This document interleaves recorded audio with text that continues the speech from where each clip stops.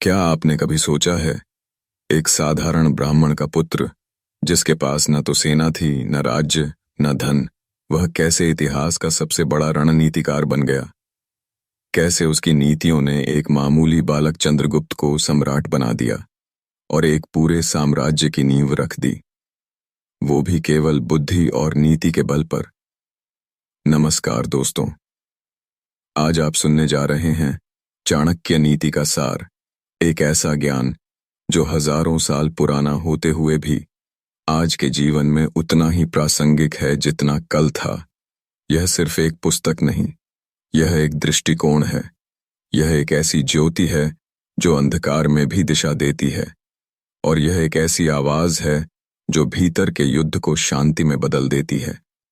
आप चाहे एक विद्यार्थी हों, शिक्षक हों, व्यवसायी हों, गृहस्थ हों, या बस एक बेहतर इंसान बनना चाहते हों, चाणक्य नीति आपको हर मोड़ पर साथ देने के लिए तैयार है। यह नीति सिखाती है कि कौन सी बातें कहनी हैं और कौन सी छुपानी हैं, कब बोलना है और कब चुप रह जाना है, किस पर भरोसा करना है और किस पर नहीं। यह सिखाती है कि शत्रु को हराने से पहले अपने भीतर के डर को हराना जरूरी है। आज हम न सिर्फ चाणक्य को जानेंगे, बल्कि उस सोच को महसूस करेंगे जिसने इतिहास को दिशा दी।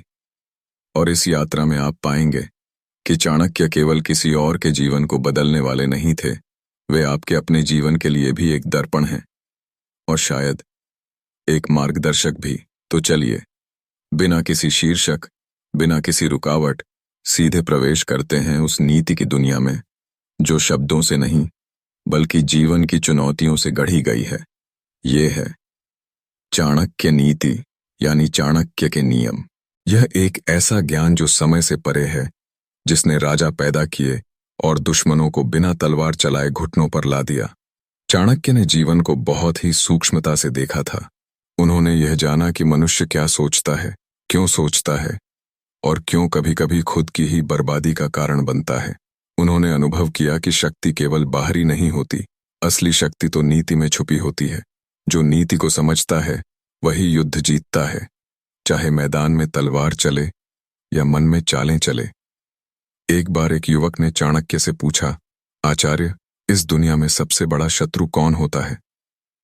चाणक्य ने मुस्कुराकर कहा, वो जो तुम्हें अपनी कमजोरियों से प्रेम करना सिखा दे। युवक चौंका, पर धीरे धीरे समझ गया। असली शत्रु वह नहीं होता जो बाहर से हमला करे, बल्कि वो होता है जो तुम्हें भीतर से खोखला करता है। यही चाणक्य नीति का आरंभिक सूत्र है। वो कहते हैं, अपने भीतर के शत्रु को पहचानो। आज जब हम चाणक्य नीति की बात करते हैं, तो यह केवल राजनीति, राज्य या युद्ध की बात नहीं होती। यह उस गहरी समझ की बात है जो हर व्यक्ति के जीवन को सही दिशा दे सकती है। चाणक्य हमें बताते हैं कि कैसे निर्णय लें, किस पर विश्वास करें, कब चुप रहें और कब बोले बिना भी सामने वाले को हिला दिया जाए। चाणक्य कहते हैं, कभी भी उस व्यक्ति पर पूरा भरोसा न करो जो हमेशा मीठा बोलता है, क्योंकि शुद्ध शहद में भी जहर के कण छिपे हो सकते हैं। यह सीख हमें याद दिलाती है कि जिंदगी में मीठा व्यवहार ही सब कुछ नहीं होता। सच्चाई कड़वी हो सकती है, पर दीर्घकाल में वही सबसे लाभकारी होती है। एक बार की बात है, एक राजा ने एक युवक को मंत्री बनाने का सोचा, क्योंकि वह बहुत अच्छा वक्ता था, हर किसी से हंसकर बात करता था और बहुत मीठा बोलता था। जब चाणक्य से सलाह ली गई तो उन्होंने कहा, 1 महीने तक उस युवक की बातों से ज्यादा उसके कामों पर ध्यान दो। राजा ने वैसा ही किया और पाया कि उस युवक की हर मुस्कान के पीछे एक स्वार्थ छिपा था। उसने अपने फायदे के लिए 2 लोगों को आपस में भिड़ा दिया था। चाणक्य ने फिर कहा, जो व्यक्ति हर किसी को खुश करना चाहता है, वह सबसे पहले अपने आत्मसम्मान से समझौता करता है। चाणक्य नीति हमें यही सिखाती है।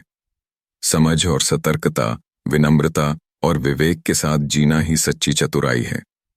एक ऐसा संतुलन जहां हम न बहुत कठोर हों, न बहुत कोमल, न बहुत चुप हों, न बहुत मुखर, बल्कि परिस्थितियों के अनुरूप ढलने में ही असली नीति है।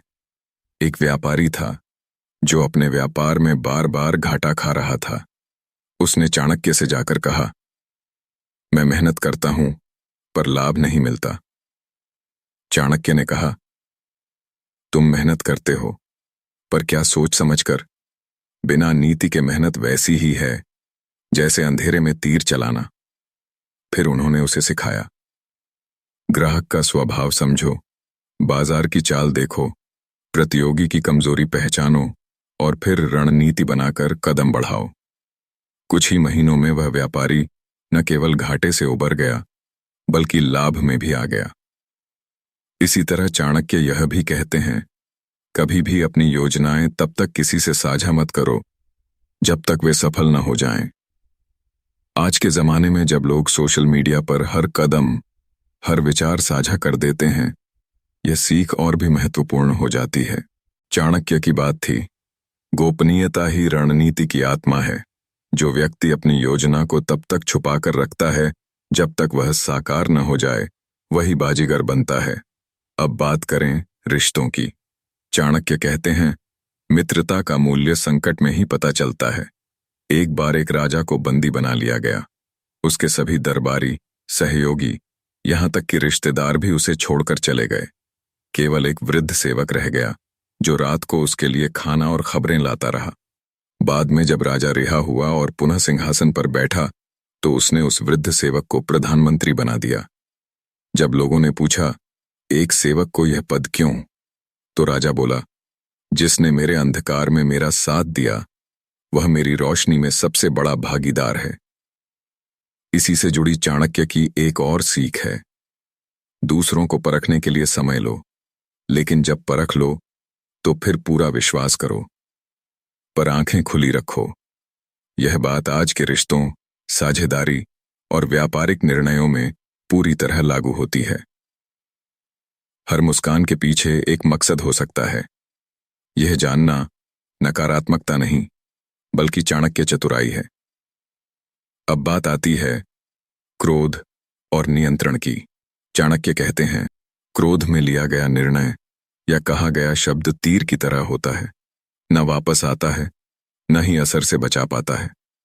उन्होंने स्वयं अपने जीवन में बड़े अपमान सहे, लेकिन कभी तात्कालिक क्रोध में प्रतिक्रिया नहीं दी। उन्होंने धैर्य रखा और जब समय आया तो अपनी नीति से पूरी सत्ता बदल डाली। एक साधु ने उनसे पूछा, आचार्य, क्या आप बदला लेने में विश्वास करते हैं? चाणक्य ने जवाब दिया, मैं बदले में नहीं, न्याय में विश्वास करता हूं।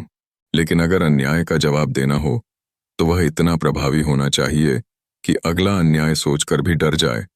और यह सिखाने का उनका तरीका भी बड़ा रोचक था। उन्होंने कभी सीधे उपदेश नहीं दिए, बल्कि उदाहरणों और कहानियों से लोगों को अपने जीवन की गलियों में झांकने के लिए मजबूर कर दिया। जैसे एक बार एक शिष्य ने पूछा, अगर किसी को धोखा दिया जाए तो क्या बदला लेना उचित है? चाणक्य बोले, धोखा देना गलत है, पर बार बार धोखा खाना मूर्खता है। उन्होंने यह नहीं कहा कि बदला लो, लेकिन यह जरूर कहा कि सीख लो और अगली बार इतना मजबूत बनो कि कोई तुम्हें छू भी न सके। चाणक्य की एक अमर सीख, वो कहते थे कि अपने जीवन को ऐसे जियो कि कोई तुम्हारे ज्ञान से डरे नहीं, बल्कि प्रेरित हो और कोई तुम्हारी मौन मुस्कुराहट से डर जाए, क्योंकि वह जानता है तुम सब देख रहे हो। यही चाणक्य का प्रभाव था। बिना आवाज किए वे पूरी सत्ता की दिशा तय कर देते थे। यह था चाणक्य नीति का पहला भाग। अगले भाग में हम जानेंगे सत्ता, सम्मान, परिवार, स्त्री और धन के बारे में चाणक्य के गूढ़ विचार, जिन्हें आज के समय में जानना और भी जरूरी हो गया है। चाणक्य ने जब जीवन को देखा तो उन्होंने केवल सत्ता या राजनीति को नहीं समझा। उन्होंने उस बुनियाद को पहचाना जिस पर इंसान का पूरा अस्तित्व टिका है। उसका परिवार, उसकी इच्छाएं, उसका मोह, उसका भय और उसका सम्मान। वे जानते थे कि किसी भी व्यक्ति के निर्णय केवल उसके तर्क से नहीं, बल्कि उसके आसपास के रिश्तों, भावनाओं और परिस्थितियों से बनते हैं। एक बार एक राजा ने चाणक्य से पूछा, आचार्य, राज्य की सबसे बड़ी ताकत क्या होती है? सेना, किला या खजाना? चाणक्य ने मुस्कुराकर कहा, राज्य की असली ताकत है उसका चरित्र, और चरित्र बनता है विचारों से, विचार बनते हैं परिवार से। यह सुनकर राजा चुप हो गया। चाणक्य समझते थे कि परिवार केवल भावनाओं की जगह नहीं है, वह नीति और संस्कृति की पाठशाला है। उन्होंने यह भी कहा कि जहां स्त्रियों का सम्मान होता है वहां देवता वास करते हैं। और यह कोई प्रतीकात्मक वाक्य नहीं था, यह एक ठोस सामाजिक व्याख्या थी। वे समझते थे कि जिस घर या समाज में स्त्रियों को केवल उपभोग की वस्तु समझा जाता है, वहां नीति नहीं, अराजकता फैलती है। क्योंकि स्त्री सिर्फ संतान की जन्मदाता नहीं, वह संस्कृति की वाहक होती है। एक सशक्त स्त्री ही एक समझदार पीढ़ी को जन्म देती है। लेकिन चाणक्य यह भी जानते थे कि अंधा मोह, बिना विवेक के प्रेम और केवल रूप या लालच के आधार पर लिया गया निर्णय व्यक्ति को विनाश की ओर ले जाता है। वे कहते हैं, जो पुरुष केवल सौंदर्य से मोहित होकर विवाह करता है वह बहुत जल्दी भ्रमित होता है, क्योंकि संबंध केवल आकर्षण से नहीं, विचारों और समझ से चलते हैं। एक राजकुमार था, सुंदर, बहादुर, परंतु जिद्दी। उसने एक सुंदर राजकुमारी से विवाह करना चाहा, केवल उसके रूप पर मोहित होकर। चाणक्य ने उसे मना किया, बोले, पहले उसके स्वभाव, उसकी बुद्धि और उसकी नीयत को समझो। राजकुमार ने नहीं सुना। विवाह हुआ, लेकिन कुछ महीनों में ही राजकुमारी ने विरोधी राज्य से मिलकर षड्यंत्र रच दिया। वह राजकुमार लगभग अपना जीवन और राज्य दोनों हार चुका था। तब चाणक्य ने कहा, भावना के बिना नीति अधूरी है, पर नीति के बिना भावना विनाशक बन जाती है। धन के विषय में चाणक्य के विचार आज के जमाने के लिए भी मार्गदर्शक हैं। वे कहते हैं, धन का संचय करना आवश्यक है, लेकिन उसका मोह करना विनाश की शुरुआत है। बहुत से लोग पैसे को साधन की जगह साध्य बना लेते हैं। वे भूल जाते हैं कि धन का असली मूल्य उसकी उपयोगिता में है, न कि संग्रह में। एक बार एक सेठ ने चाणक्य से पूछा, मेरा धन सुरक्षित है, लेकिन शांति नहीं है। क्यों? चाणक्य बोले, क्योंकि तुमने धन को घर में बंद कर रखा है और मन को लालच में खोल दिया है। जब तक धन सेवा या उद्यम में नहीं लगेगा, वह केवल डर बनकर रहेगा। यह बात कितनी सटीक है। आज भी जो लोग पैसे को जमा करने में लगे रहते हैं, वे मानसिक रूप से गरीब ही बने रहते हैं। सत्ता के विषय में चाणक्य का दृष्टिकोण बहुत स्पष्ट था। जो राजा केवल स्वयं की इच्छाओं की पूर्ति करता है, वह राजा नहीं, अत्याचारी होता है। उन्होंने राजा को जनसेवक माना। वे कहते हैं, प्रजा का विश्वास ही राजा का सबसे बड़ा सिंहासन होता है। यदि वह डगमगाए तो सेना और धन भी उसे नहीं बचा सकते। एक समय की बात है, जब चंद्रगुप्त ने कुछ कठोर नियम लागू किए। प्रजा में असंतोष फैलने लगा। चाणक्य ने तुरंत कहा, यदि जन की सांस रुक जाए तो राज्य की सांसें भी गिनती की रह जाती हैं। उन्होंने चंद्रगुप्त को नियमों में संशोधन का आदेश दिया, क्योंकि उनके लिए सत्ता का अर्थ केवल अधिकार नहीं था, वह जिम्मेदारी थी। चाणक्य ने यह भी स्पष्ट कहा कि सत्ता में सबसे खतरनाक तत्व चाटुकार होते हैं, जो केवल खुशामद करें पर सत्य न कहें। वे कहते हैं, जिस राजा के पास केवल हाँ में हाँ मिलाने वाले लोग हों, वह स्वयं को विनाश की ओर धकेलता है। आज के दौर में यह बात कितनी प्रासंगिक है, जब नेताओं, अधिकारियों और यहाँ तक कि सामान्य व्यक्ति भी केवल वही सुनना चाहते हैं जो उन्हें अच्छा लगे। लेकिन चाणक्य हमें चेताते हैं, सच्चा सलाहकार वही होता है जो सत्य कहने का साहस रखता है, चाहे वह कितना भी अप्रिय हो। सम्मान और प्रतिष्ठा के विषय में चाणक्य की सबसे मार्मिक बात यह थी, सम्मान मांगा नहीं जाता, कमाया जाता है, और उसे बनाए रखने के लिए भी नीति चाहिए, न कि सिर्फ अहंकार। उन्होंने यह देखा था कि कैसे अहंकारवान राजा अपने घमंड में सब कुछ खो बैठते हैं, इसलिए वे बार बार चेताते हैं। जिस दिन आप यह सोचने लगें कि आप सबसे बुद्धिमान हैं, उसी दिन आप मूर्खता की शुरुआत कर चुके हैं। एक मंत्री ने एक बार खुद को सबसे बड़ा समझ लिया और सभी सलाहकारों को नीचा दिखाने लगा। जब चाणक्य को यह ज्ञात हुआ तो उन्होंने उसे दरबार से निकाल दिया, बिना किसी झगड़े के, बिना अपमान के। बाद में जब राजा ने पूछा, आपने ऐसा कठोर निर्णय क्यों लिया, तो चाणक्य बोले, कठोर नहीं, आवश्यक निर्णय था, क्योंकि जिस व्यक्ति का सिर घमंड से भारी हो जाए वह जनता के चरण नहीं देख सकता। अब बात आती है जीवन सबसे मूल्यवान तत्व की, यानी नैतिकता की। चाणक्य कहते हैं, धन, सत्ता, सम्मान ये सब क्षणिक हैं। यदि इनके पीछे नैतिकता नहीं है तो वे जल्द ही छिन जाते हैं। वे मानते थे कि जीवन का सार केवल सफलता में नहीं बल्कि सही मार्ग से सफलता प्राप्त करने में है, और वह मार्ग कठिन होता है परंतु दीर्घकालीन होता है। उन्होंने अपने जीवन से यह साबित भी किया। जब चंद्रगुप्त ने सिंहासन पाया तो चाणक्य ने स्वयं किसी पद या वैभव की मांग नहीं की। वे सामान्य वस्त्रों में कुटिया में रहकर भी सबसे शक्तिशाली व्यक्ति बने रहे, क्योंकि उनकी शक्ति सिंहासन या धन में नहीं, नीति और चरित्र में थी।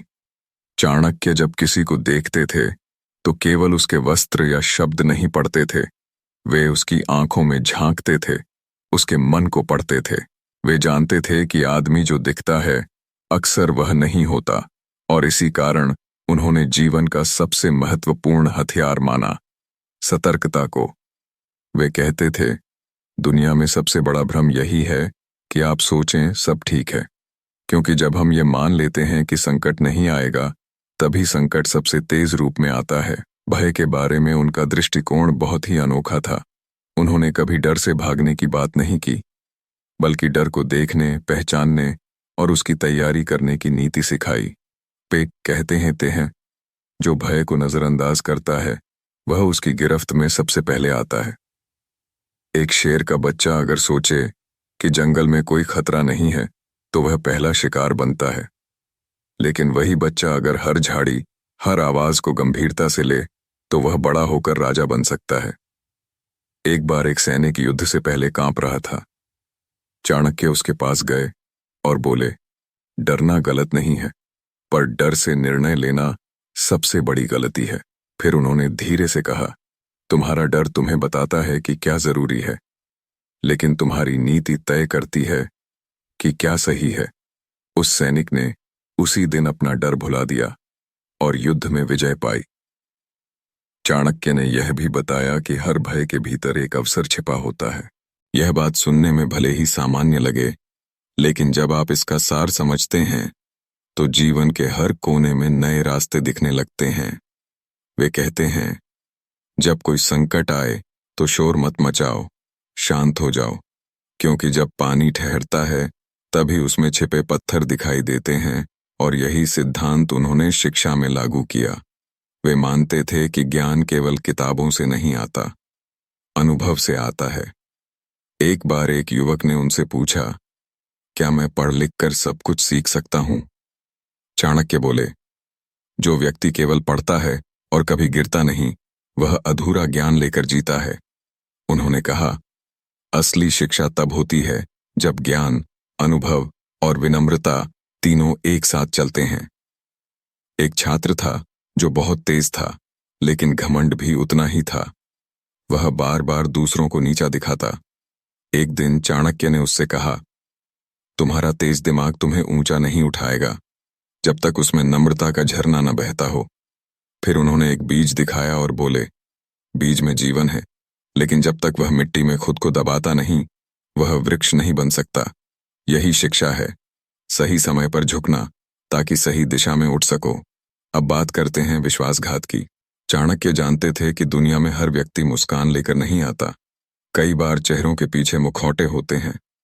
वे कहते हैं, जिस व्यक्ति को तुमने अपने सबसे करीब रखा हो वही अगर धोखा दे तो वह सबसे बड़ा आघात देता है। लेकिन वे यह भी कहते हैं, हर धोखा तुम्हें सिखाने आता है कि अगली बार आंखों से नहीं, अनुभव से परखना है। एक बार उन्होंने एक दूत को एक बेहद गोपनीय संदेश दिया। वह दूत रास्ते में पकड़ा गया क्योंकि उसने लालच में वह संदेश दुश्मन को बेच दिया था। जब यह बात सामने आई तो चंद्रगुप्त क्रोधित हो उठा, लेकिन चाणक्य शांत रहे। उन्होंने कहा, जो बिक सकता है वह कभी हमारा नहीं था। हमें अफसोस नहीं, सबक लेना चाहिए। और फिर उन्होंने नीति बनाई कि भविष्य में हर संदेश 3 हिस्सों में भेजा जाएगा ताकि कोई एक दूत पूरे रहस्य को न जाने। यह थी चाणक्य की रणनीतिक सूझबूझ। वह कभी किसी घटना को व्यक्तिगत अपमान नहीं बनाते थे। वे हर अनुभव को अवसर में बदलते थे। अब बात आती है युद्ध और शांति की। चाणक्य युद्ध के समर्थक नहीं थे, लेकिन वे यह मानते थे कि यदि अन्याय सिर उठाए तो मौन रहना पाप है। वे कहते थे, यदि किसी का अपमान उसके सम्मान से बड़ा हो जाए तो युद्ध आवश्यक हो जाता है। पर उनका युद्ध तलवारों से नहीं, पहले दिमाग से शुरू होता था। एक बार उन्होंने कहा, जो युद्ध बुद्धि से जीता जा सकता है उसमें खून बहाना मूर्खता है। यही कारण है कि उन्होंने कई राजाओं को केवल कूटनीति से जीत लिया, बिना एक तीर चलाए। वे मानते थे कि शांति कोई कायरता नहीं, बल्कि समझ का चरम रूप है। लेकिन शांति वहीं तक उचित है जहां तक वह न्याय को छीन न ले। चाणक्य की शांति युद्ध के बाद की शांति नहीं थी, वह युद्ध से पहले की तैयारी थी, ताकि युद्ध न हो। वे कहते थे, एक मजबूत व्यक्ति ही सच्ची शांति की पेशकश कर सकता है, क्योंकि कमजोर की शांति केवल उसकी मजबूरी होती है। आज हम तलवार से युद्ध नहीं लड़ते, लेकिन रोज लड़ते हैं। विचारों का युद्ध, नौकरी का तनाव, संबंधों की खींचतान। तब चाणक्य की बातें हमें रास्ता दिखाती हैं। वे कहते हैं, हर युद्ध जीतने के लिए शस्त्र नहीं, दृष्टि चाहिए। सही समय पर लिया गया मौन सबसे बड़ी जीत हो सकता है। चाणक्य यह भी कहते थे कि अपना लक्ष्य हमेशा स्पष्ट रखो, पर रास्ते लचीले रखो। अगर एक रास्ता बंद हो जाए तो दूसरा खोजो, लेकिन लक्ष्य से डिगो मत। यही कारण है कि जब उन्होंने पहली बार नंदवंश के अन्याय को देखा तो प्रण लिया, इसे हटाना है। पर जब रास्ता नहीं मिला तो उन्होंने खुद रास्ता बनाया। एक बालक चंद्रगुप्त को चुना, उसे गढ़ा, उसे शिक्षा दी, और वर्षों की रणनीति के बाद साम्राज्य बदल डाला। यह सब एक व्यक्ति ने किया, जो न राजा था न योद्धा, लेकिन जिसकी सबसे बड़ी शक्ति थी उसकी नीति, उसकी स्पष्टता और उसकी नीयत। कई बार जीवन में सबसे बड़ी लड़ाई दूसरों से नहीं होती, खुद से होती है। चाणक्य कहते हैं, जिसने स्वयं पर नियंत्रण पा लिया उसने आधी दुनिया जीत ली। यह वाक्य जितना छोटा है उतना ही गहरा भी, क्योंकि बाहर की दुनिया को जीतना आसान हो सकता है, लेकिन अपने भीतर के लालच, क्रोध, ईर्ष्या और वासना पर नियंत्रण पाना ही असली वीरता है।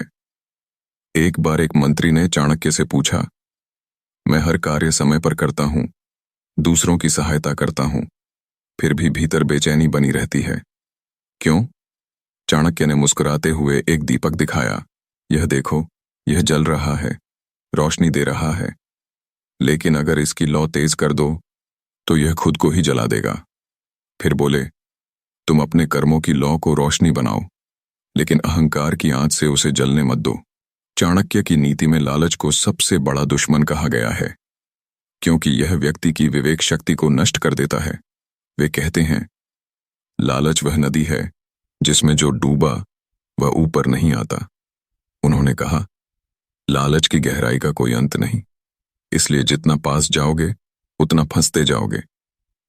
इसलिए चाणक्य जीवन में संयम को सबसे बड़ी संपत्ति मानते थे। संयम केवल भोजन, वाणी या व्यवहार का नहीं, विचारों का भी होता है। आज के युग में हम हर क्षण प्रतिक्रिया देने को आतुर रहते हैं। सोशल मीडिया, चर्चाएं, तर्क वितर्क। लेकिन चाणक्य कहते हैं, हर बात का उत्तर जरूरी नहीं। कभी कभी मौन सबसे बड़ा प्रतिशोध होता है। वे बताते हैं, जो व्यक्ति हर बात पर प्रतिक्रिया देता है वह दूसरों के इशारे पर जीता है, लेकिन जो व्यक्ति स्वयं तय करता है कि कब बोलना है, कब चुप रहना है, वही सच में स्वतंत्र होता है। अब बात करते हैं उत्तरदायित्व यानी जिम्मेदारी की। चाणक्य कहते हैं, एक राजा की सबसे बड़ी संपत्ति उसकी प्रजा है, और एक व्यक्ति की सबसे बड़ी पहचान उसका उत्तरदायित्व। हर व्यक्ति के जीवन में 3 उत्तरदायित्व होते हैं, एक स्वयं के प्रति, दूसरा परिवार व समाज के प्रति, और तीसरा आने वाली पीढ़ियों के प्रति। यदि कोई केवल अपने लाभ के बारे में सोचता है तो वह आज में जीता है, लेकिन जो आने वाले कल के लिए सोचता है वह इतिहास बनाता है। चाणक्य ने चंद्रगुप्त से कहा था, तुम्हारा कर्तव्य केवल युद्ध जीतना नहीं, युद्ध के बाद की व्यवस्था बनाना भी है। उन्होंने स्पष्ट कहा, राजा वह नहीं जो शासन करे, राजा वह है जो सेवा करे। यह बात आज भी उतनी ही प्रासंगिक है, चाहे वह एक शिक्षक हो, पिता हो, नेता हो या कोई भी जो निर्णय लेता हो। मृत्यु के विषय में चाणक्य की सोच गहरी, सच्ची और निर्भय थी। वे कहते हैं, मृत्यु से डरने वाला व्यक्ति कभी पूर्ण जीवन नहीं जी सकता। एक दिन एक वृद्ध ब्राह्मण ने पूछा, महाराज, इतने युद्ध देखे, रक्तपात देखा, क्या आपको मृत्यु नहीं डराती?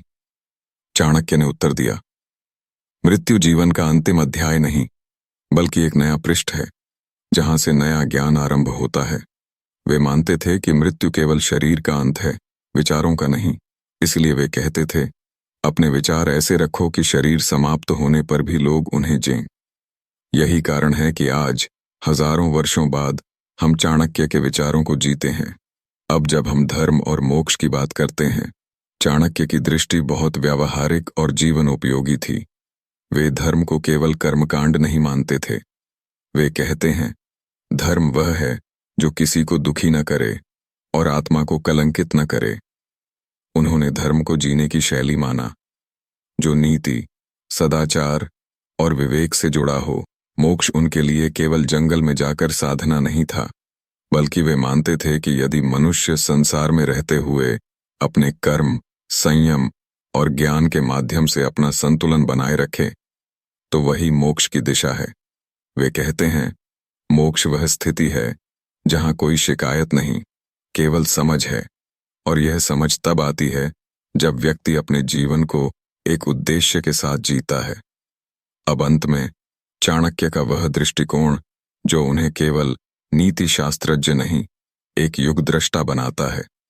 वे मानते थे, मनुष्य का सबसे बड़ा शत्रु वह स्वयं हो सकता है। यदि वह अज्ञान, अहंकार और आलस्य से ग्रस्त हो, और उसका सबसे बड़ा मित्र वही स्वयं हो सकता है यदि उसमें जिज्ञासा, अनुशासन और धैर्य हो। चाणक्य ने हमें सिखाया कि राजमहल की ईंटों से अधिक मूल्यवान होते हैं विचारों के स्तंभ। उनके लिए नीति कोई किताब नहीं थी, वह जीवन जीने की तकनीक थी। हर दिन, हर संबंध, हर निर्णय में वह नीति प्रकट होती है। कुछ किताबें हमें सिर्फ ज्ञान नहीं देती, बल्कि हमें भीतर तक झकझोर देती हैं। चाणक्य नीति भी ऐसी ही एक किताब है, जो न केवल हमारे विचारों को दिशा देती है, बल्कि हमारे जीवन को भी। जब हम चाणक्य के शब्दों को सुनते हैं, तो लगता है मानो कोई बहुत गहराई से हमें जानता है, हमारे संघर्षों को, हमारी असुरक्षाओं को, हमारी लालसाओं को, और फिर हर उस सवाल का उत्तर भी देता है जिसे हम खुद से पूछते रहते हैं। चाणक्य कहते हैं, जीवन में सबसे बड़ी नीति यही है कि समय को समझो, मौन की शक्ति को पहचानो और हर रिश्ते, हर निर्णय को विवेक से जियो। यह नीति हमें बताती है कि कोई भी युद्ध सिर्फ तलवारों से नहीं, बुद्धि, धैर्य और समय के सही उपयोग से जीता जाता है। और यही जीवन का सबसे बड़ा युद्ध है, खुद को जीतने का युद्ध। आज जब आप ये ऑडियो बुक बंद करेंगे, तो शायद आपके पास कोई चमत्कारी मंत्र नहीं होगा, लेकिन आपके भीतर एक गूंज होगी चाणक्य के शब्दों की, जो कहते हैं, अपने विचारों को इतना तेज कर लो कि दुनिया की कोई ताकत तुम्हें मोड़ न सके। यही चाणक्य नीति का सार है, यही जीवन की सबसे सुंदर सीख है। आपका बहुत बहुत धन्यवाद कि आपने इस ज्ञान यात्रा में साथ दिया। अब जब भी जिंदगी कुछ कठिन लगे, बस चुपचाप चाणक्य की नीति को याद कर लेना, क्योंकि जब नीति पास हो तो रास्ता अपने आप बन जाता है। जय नीति, जय चाणक्य।